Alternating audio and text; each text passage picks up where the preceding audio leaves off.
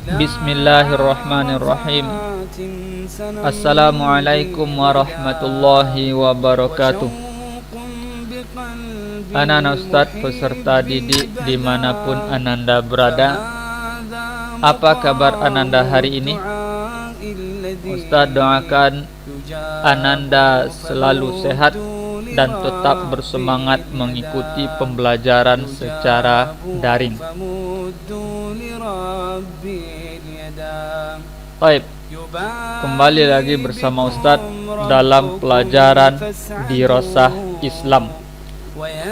Masuk kita pada bab yang pertama atau pelajaran yang pertama tentang akidah, yaitu beriman kepada Nabi dan Rasul. Ya, beriman kepada Nabi dan Rasul. Adapun poin pembahasan dari materi ini yaitu 1.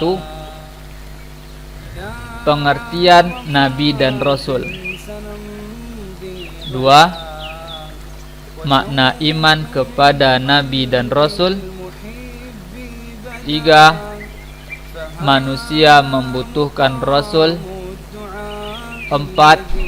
Tugas-tugas para Rasul. 5. Sifat-sifat Nabi dan Rasul. 6. Tanda-tanda kenabian. Inilah poin pembahasan dari materi beriman kepada Nabi dan Rasul. Inilah yang akan kita kuasai dari materi ini. Sedangkan tujuan dari pembelajaran materi ini yaitu yang pertama, untuk mengetahui pengertian Nabi dan Rasul. Yang kedua, untuk mengetahui arti beriman kepada Nabi dan Rasul. Yang ketiga, untuk mengetahui seberapa besar manusia membutuhkan Rasul.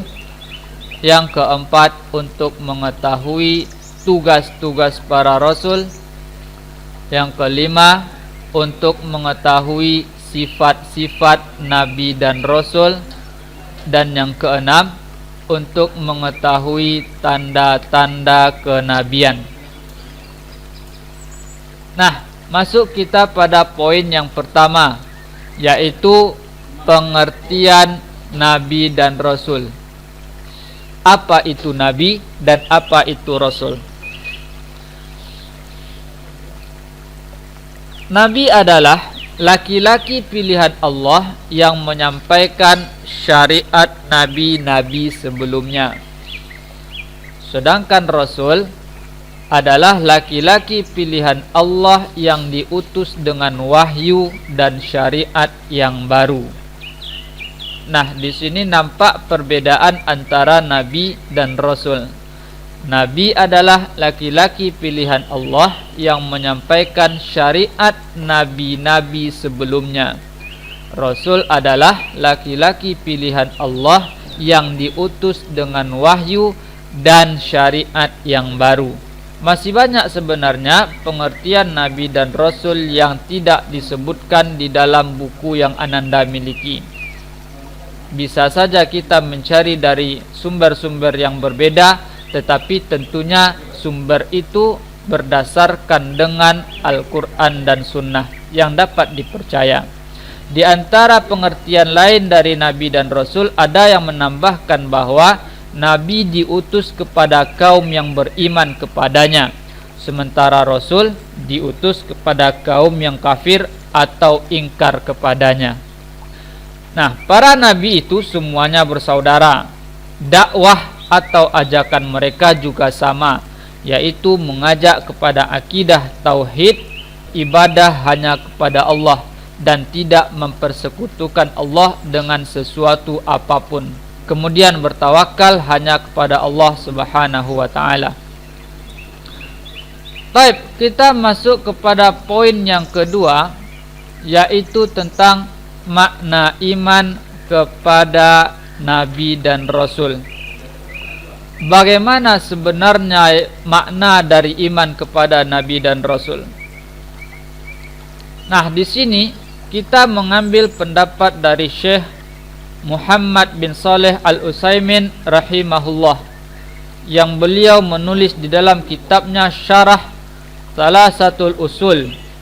Beliau rahimahullah menyebutkan bahawa makna iman kepada Nabi dan Rasul itu ada 4. Yang pertama, mengimani bahawa Allah benar-benar mengutus Nabi dan Rasul pada masing-masing umat. Kemudian yang kedua, mengimani nama-nama Nabi dan Rasul yang disebutkan di dalam Al-Quran dan hadis. Kemudian yang ketiga, membenarkan semua berita-berita baik dari Al-Quran ataupun hadis-hadis yang sahih tentang Nabi dan Rasul. Dan yang keempat, mengamalkan semua ajaran yang disampaikan oleh Nabi dan Rasul dimanapun Nabi dan Rasul itu diutus. Nah, karena kita adalah umat dari Nabi Muhammad sallallahu alaihi wasallam, maka tentu syariat yang kita amalkan adalah syariat yang dibawa atau yang diajarkan oleh Nabi Muhammad sallallahu alaihi wasallam. Baik, masuk kita pada poin yang ketiga, yaitu manusia membutuhkan Rasul.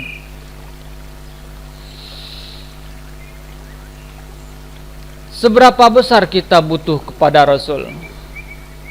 Ananda sekalian, pertanyaan ini sangat penting untuk kita renungkan dan mesti kita cari tahu jawabannya. Butuhnya kita kepada Rasul itu sangat besar, karena manusia kepada Rasul itu butuhnya bukan hanya sekedar kebutuhan dunia, tetapi sampai ke akhirat kelak. Coba kita dengarkan firman Allah Subhanahu wa taala. Allah Subhanahu wa taala berfirman di dalam Al-Qur'an, A'udzu billahi minasyaitonir rajim, wa ma khalaqatul jinna wal insa illa liya'budun. Apa kata Allah? Dan aku tidak menciptakan jin dan manusia melainkan untuk beribadah kepadaku. Nah, tujuan utama kita diciptakan oleh Allah Subhanahu wa taala adalah untuk beribadah kepadanya. Sementara kita tidak tahu bagaimana cara beribadah kepada Allah Subhanahu wa taala, karena kita tidak menerima berita dari Allah Subhanahu wa taala. Bagaimana cara kita mengetahui cara beribadah kepada Allah Subhanahu wa taala? Disinilah peran dari para rasul.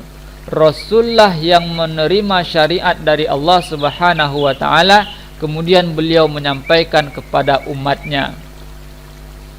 Jadi tidak bisa kita mengarang bagaimana cara beribadah kepada Allah Subhanahu wa taala.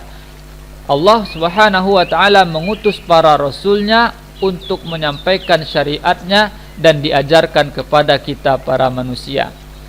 Nah, tidak bisa kita mengarang-arang dalam beribadah. Makanya Nabi sallallahu alaihi wasallam mengatakan, siapa yang mengamalkan suatu amalan tanpa didasari sunnahku, maka amalannya tertolak. Kita umat Nabi Muhammad sallallahu alaihi wasallam beribadah sesuai dengan apa yang diajarkan dan dicontohkan oleh Nabi Muhammad sallallahu alaihi wasallam. Tertolak ibadah seseorang apabila dia tidak mencontoh kepada sunnah Nabi Muhammad sallallahu alaihi wasallam. Bahkan ada ancaman dari Nabi sallallahu alaihi wasallam apabila kita beribadah tidak mencontoh kepada sunnah Nabi Muhammad sallallahu alaihi wasallam, maka kita sudah menempatkan diri kita di neraka Allah Subhanahu wa taala. Nauzubillahi min zalik. Baik, ananda sekalian, kita masuk kepada poin pembahasan yang keempat, yaitu tugas-tugas para rasul. Apa saja tugas-tugas para rasul itu? 1.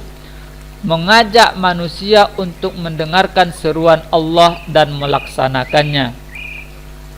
Kemudian yang kedua, menyampaikan kabar gembira bagi orang yang taat dan peringatan bagi yang bermaksiat. Kemudian yang ketiga, menegakkan hujjah dengan menyampaikan perintah Allah. Dan yang keempat, memimpin umat dan menjadi hakim untuk mereka dengan hukum-hukum Allah Subhanahu wa taala. Nah, inilah di antara tugas-tugas para rasul. Dan terkadang mereka juga ditugaskan sebagai pemimpin di kala perang, sebagaimana Nabi SAW banyak memimpin perang-perang bersama para sahabat.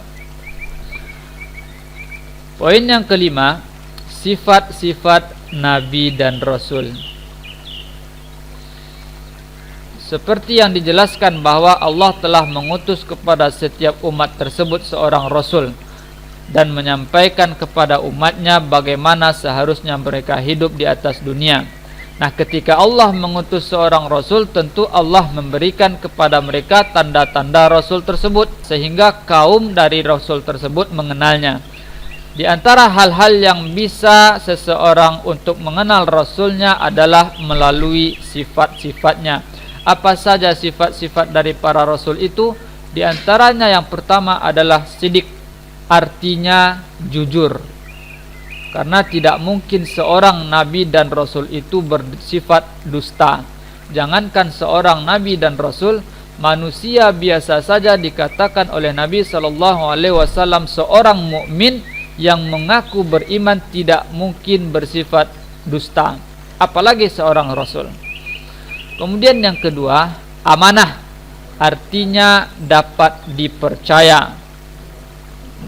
Nabi dan Rasul itu diberikan amanah wahyu oleh Allah Subhanahu wa taala, dan tentu mereka pasti menyampaikan kepada umatnya. Kemudian yang ketiga, fatanah, artinya cerdas. Dan yang keempat, tabligh, yang artinya menyampaikan. Menyampaikan di sini adalah menyampaikan wahyu. Masuk kita pada poin yang keenam, yaitu kekhususan yang dimiliki oleh Rasul.